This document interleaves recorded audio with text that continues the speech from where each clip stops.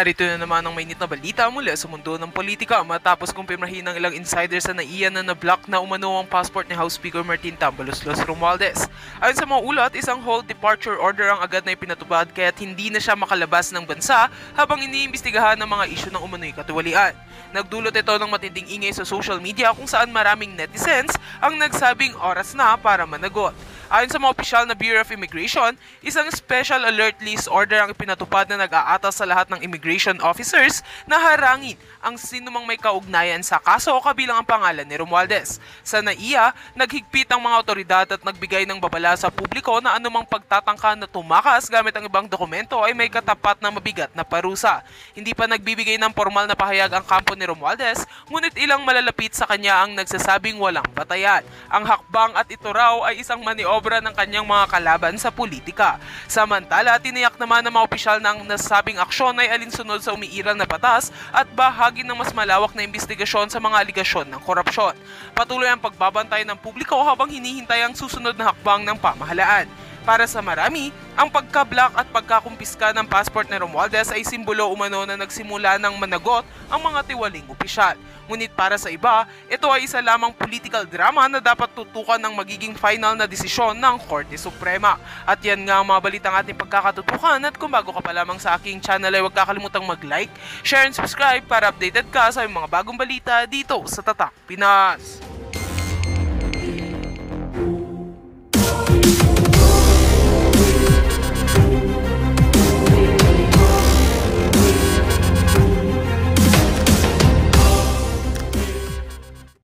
Just a small talk lang. Hindi, lagi naman kami nag-usap eh. Parang ang pinag-uusapan namin, paano ba masusolve itong problema ng tiwala ng tao sa House of Representatives at sa aming mga congressman. Yun ang pinag-usapan namin always kahit kahapon na hindi naman, we cannot do change just for the sake of changing. Kasi ang audience dito, hindi na kaming mga congressman. It's not about us congressmen. It's about kung ano yung tingin ng tao doon sa gagawing reforma dahil na nga nagka-problema dito sa issue ng previous budget. So yun ang pinag-uusapan namin, ano kaya mangyayari kung si ganito, ano kaya mangyayari kung si ganyan. Ang conclusion namin tatlo is, tulad na sinabi ko, tulad na sinabi ko sa previous interviews, sa tingin ko, my own humble opinion is that kung magpapalit, hindi pwedeng papalitan lang yung speaker. Dapat kung magpapalit, pati yung mga deputy speakers, palitan, at saka yung mga sensitive committees lang. Hindi natin kaya sa tingin ko ngayon na palitan lahat ng committee chairman kasi masyadong magulo. So po, sir, kung sakali? Hindi ko natanggapin. Hindi, I mean, papalitan din, sir? Hindi. Depende sa kanila. Depende sa kanila. Pero yun, kahit nung tinatanong ako. At least meron siyang paulit-ulit yun ang sinasabi na pangit kung siya yung papalit kasi siya yung pinaka-vocal. So at least meron siyang paninindigan. Sana nga, tingnan natin kung talagang ang paninindigan nito hanggang dulo. Di ba? At least maganda yung sinasabi niya. Hindi siya papayag na siya yung papalit. Hindi naman formal yung offer, pero pinangunahan ko na hindi ako interested sa offer. Sir, may numbers ba? I mean, from what you've heard, may mga numbers ba na congressman na gustong magpalit? Leadership? Alam naman natin realidad ng speakership, di ba? Wala naman yung pinaka-importanting numero, wala naman dito sa loob ng House of Representatives. Let's accept that fact, di ba? The most important vote is not inside the House of Representatives. Yo, that's the truth. It's out of respect. Di ba? Walang gagalaw dito because out of respect doon sa Malacanang. Di ba? So, yun ang, yun naman iniintay ng lahat, di ba? Kung ano yung, siyempre lahat naman kami, we are supportive of the president. So, ayaw naman namin gumalaw ng, sa tingin namin na, hindi pa pwede. Pero kung kasama niyo si President ng weekend, napag-usapan ba? Alam mo, okay, let's put this on record, no? May mga times na Hindi naman lagi. Pag meron akong na-observe na sa tingin ko makakatulong sa programa ng gobyerno, minsan sabihin ko, Mr. President, pasensya na kayo, unsolicited suggestion. But with regards to affairs of the House, from the time na naging congressman rin ako, 2022, I have never texted him about the affairs of the House. Dahil nung 19th Congress, out of respect to Speaker Martin, nung okay pa kami, siyempre ayoko naman mag-text dahil may boss dito. And ngayon, siyempre, out of respect kay Madjo Sandro Marcos, hindi ako nagte-text ng kahit anong bagay tungkol sa House, kay Presidente. That's honor. Pero when you were with him, kasi sir, parang andun ba yung birthday? Hindi naman, that's not the proper, and even I don't text him and I don't open up a conversation with him regarding the House. So, never ko ginawa yan, out of respect to the leaders of the House. Kung may pangalan kayo bang yung pangalan mo na possible candidates for this meeting? Meron. Hindi, kayo na lang mag-ano. Huwag niyo naman pasukin yung ano, baka naman yun ang sunod na siraan, di ba?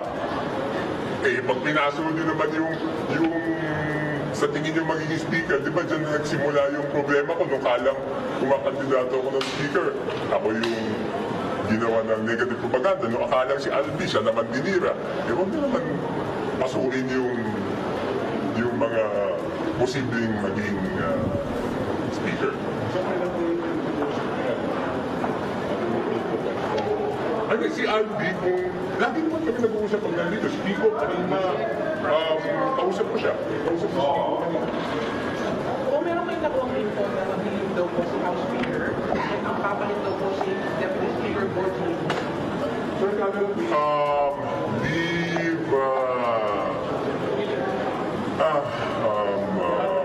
Kailangan ko ba sagutin niya? May info kasi. Ako, again, this is my own humble opinion. Having one vote in this House, I don't think a leave would look good. Because a leave means, kung mag-leave ka ngayon, bumalik ka bukas, yun ang ibig sabihin ng leave, di ba? So, baka naman hindi tanggapin ng tao yan. Again, that's my own opinion. Kung yung mga issues sa gulong-gulungan about the House leadership, is it because now of the clamor yung galing ng tao sa mga nangyayari flood control project? Especially malapit na yung September 21 protest na of course baka sumabot into yung rally na baka maka-apekto sa operation ng Kosovo. Hindi, yung sinasabi niyo, is it about yung change of leadership? Is it about the issues of the 2025 budget? I think so, and that was my stand, di ba, on day one, nung botohan pa lang ng speaker, yun na yung sinabi ko nung ano pa lang, July 28, before the SONA. That was my reason for not voting. So baka naman yung iba na-realize na nila na hindi na talaga pwedeng, paano ba sabihin natin? Siguro na-realize na talaga ng iba na talagang dapat nang harapin yung issue na yun, di ba? Kasi for so long, sinusubukan naman talaga na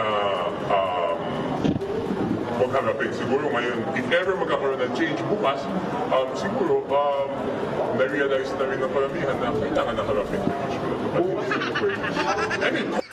Alam mo, tinding karma niyan. Pagkatas din yung gipitin si BP Sara Duterte. Kaya kanina iba na tono nung isang babae dun eh, di ba? Dun sa yung kagabi na kahapon na tungkol doon sa issue ng budget ng VP. Yung isang babae doon na dating anti-Duterte, anti-BP Sara Duterte yun. Kahapon talagang dun sa pagdinig ng budget ng OBP na nandun si BP Sara, kulang na lang lumuhod sa harap niya eh. Na parang pusang gumaganong-ganon. Yeah, parang ganun eh. Ang pumapalag lang doon, alam naman natin, yung mga galing sa bundok. Pero yung ano, kaya nga alam mong magkakaroon talaga ng palitan. At ito may matinding balita na lumabas. Ito, papakita ko sa inyo. Ayan. Oh, ayan. Oh, nako, enjoy yung dalawa. Oh. Hoy, nako po.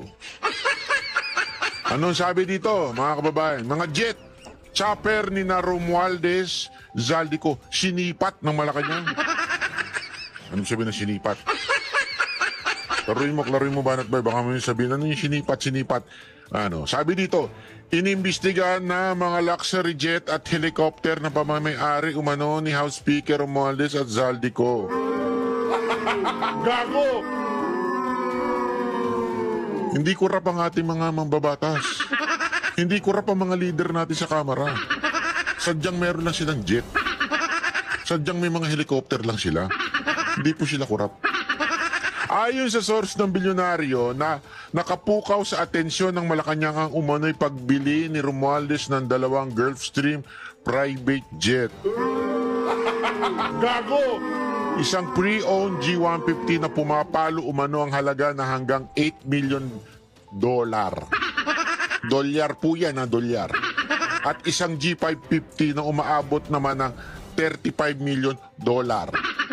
Ang lupit, ano? Gago! Huwag nyo naman kagad husgahan na kurap sila. Huwag nyo naman kagad husgahan na ninakaw nila sa tax ng taong bayan. Yan po ay sariling pagod po nila at sariling trabaho nila. Hindi po sila magnanakaw. Gago!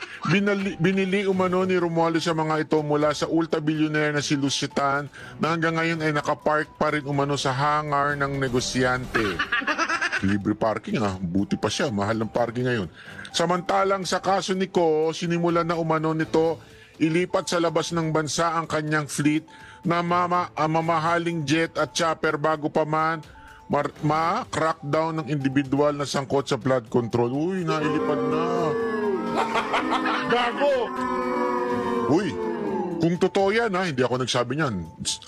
Abante News yan, Abante News. So, kung totoo yan, Zaldico, meron ka na palang eroplanong pabalik papunta sa hearing natin sa October 16. Pwede na tayo mag-hearing. Kasi nailipad mo na daw yung helicopter mo tsaka yung jet mo. So, wala ka ng problema ang ticket pabalik. Diba? Hindi, October 16 po hearing namin sa Legazpi, So, pagka kayo na lang bahalang pumunta doon. Kung gusto niyo makita si Zaldico ng personal, doon po sa October 16. Punta po kayo doon. Batay sa mga dokumentong nakuha ng source, ang Misibis Aviation and Development Corporation na pagmaaari na umano ni Ko ay nagsimula ng iproseso ang pag-deregister ng kanilang fleet, lalo na yung Gulfstream G350 na nagkakahalaga ng 36 million. Gago! Hindi, huwag nyo naman masyadong inuhusgan. Inuhusgan nyo naman na kurap siya. Hindi naman siya kurap. Galing naman, alam mo, negosyante naman si Zaldico. Talaga siya, meron naman siyang lehitimong negosyo.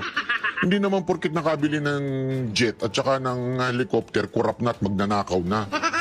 Mantakin mo, magkano lang naman yan? $36 million. Magkano lang yan? Ang dami nilang negosyo. Di ba? Huwag naman yung pinagbibintangan, nakurap ka agad. Hindi porket may jet, merong eroplano, ninakaw na kagad sa tax natin, Putang ina, shit. Buti na lang. Hindi. Hindi kasi minsan pumapasok yung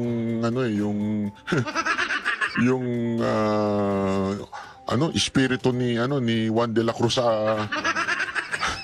sa akin napapamura bigla. Hindi kasi alam mo mahal-mahal din na naman ng tax di ba? Tayo nagbabayad tayo ng tax talagang taon-taon yan. Yan ang hindi natin yan talagang nagbabayad tayo ng tax. Ang sakit sa puso.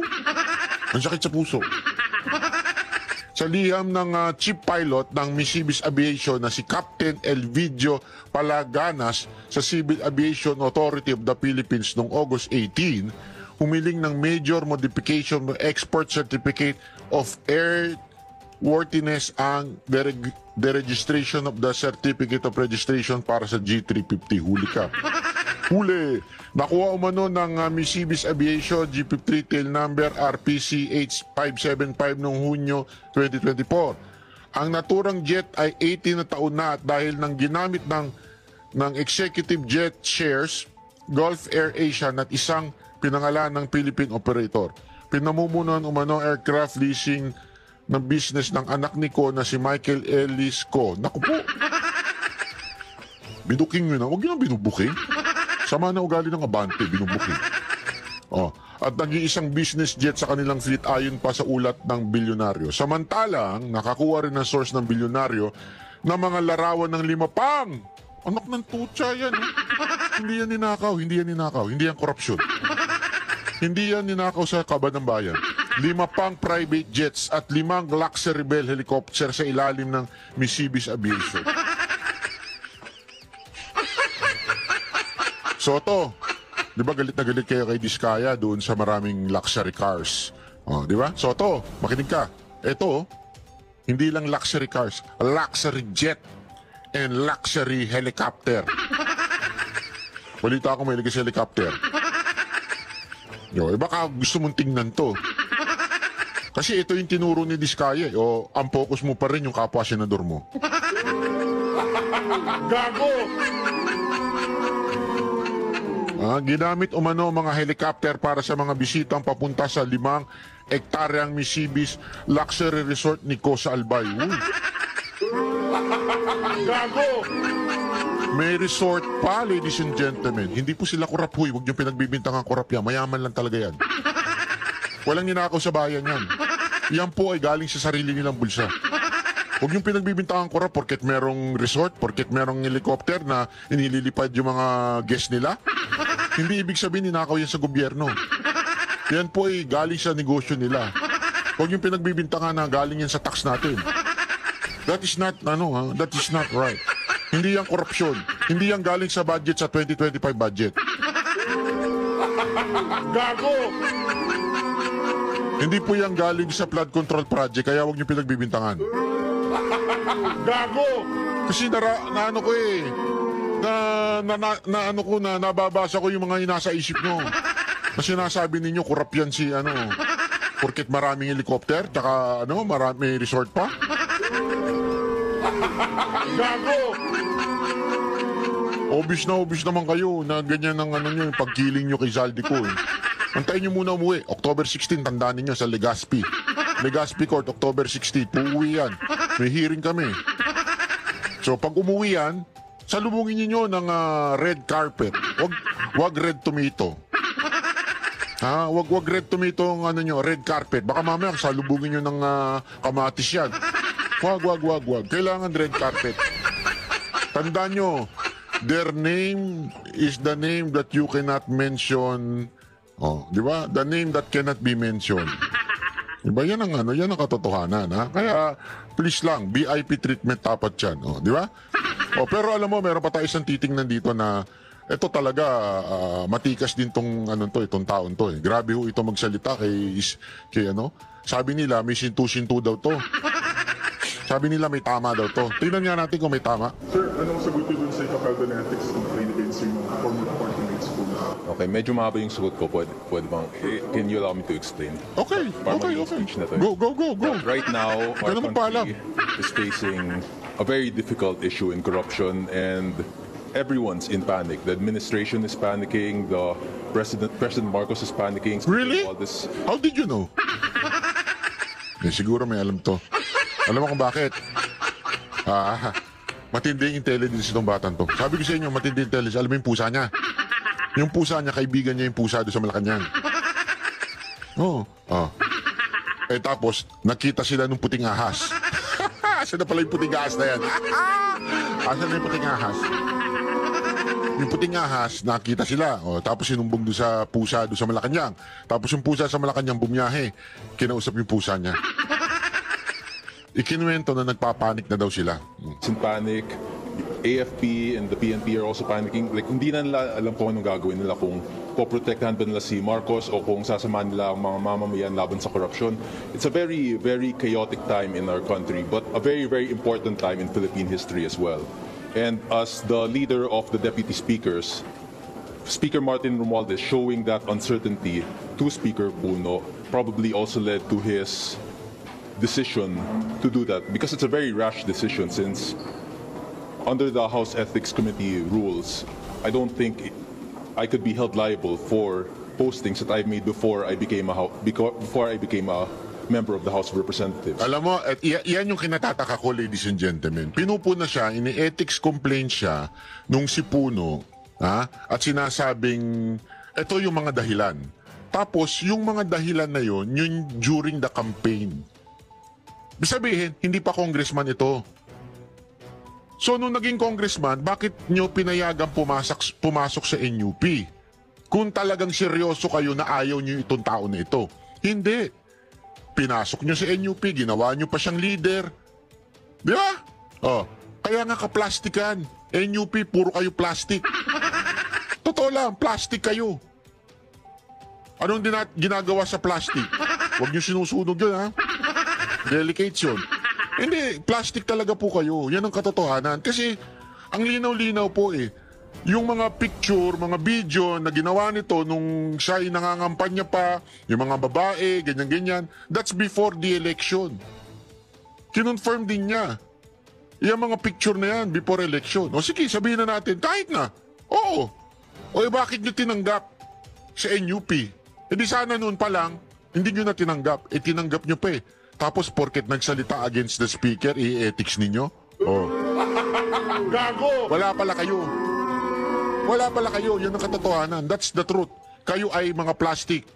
And as you can see in his press conference, he also stated that there are issues questioning my mental health and plenty of other issues involving me inciting to sedition. And I think, as far as I'm aware, and as far as what my father has previously told me before he passed away, Chairman Puno, I believe, is a good man, but he's just driven by his strong emotions at this moment, and I hope that we can resolve this peacefully. Whatever decision the court or the whatever decision the courts will decide or the House Ethics Committee will decide, I am open to receiving, because I believe that I also as a member of the House must be held accountable for my actions. That will be all, and thank you. Na po ba si Deputy Speaker Puno after po nung in-announce niya na magsasampa sila ng ethics complaint po?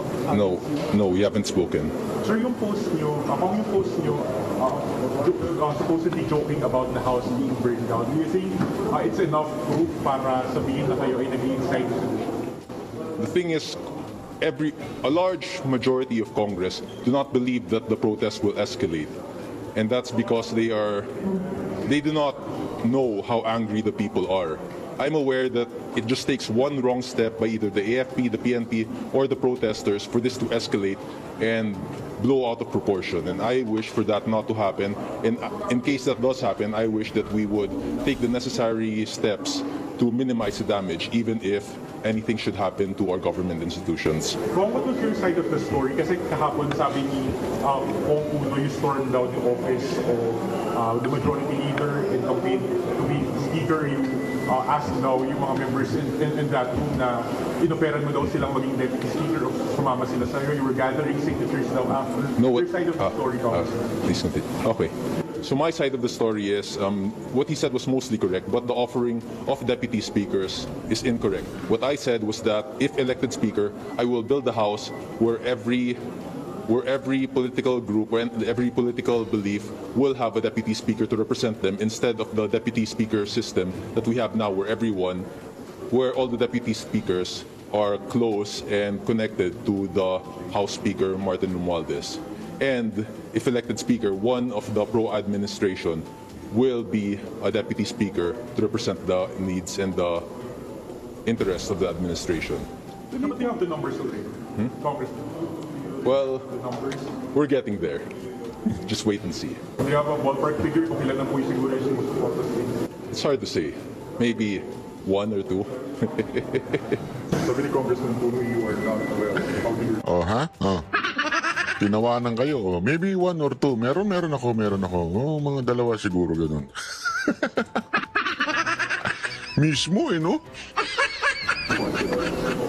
Well, as I've said, mental health accusations, when you are not a mental health professional or even like any sort of medical professional, is very unprofessional. So let's just say that he's free to think whatever he wants. I still deeply respect him, though I think that he is wrong in saying that. Pero are you unwell po? Are you unwell po? I do not believe that I am unwell. I've not been diagnosed of any serious mental condition.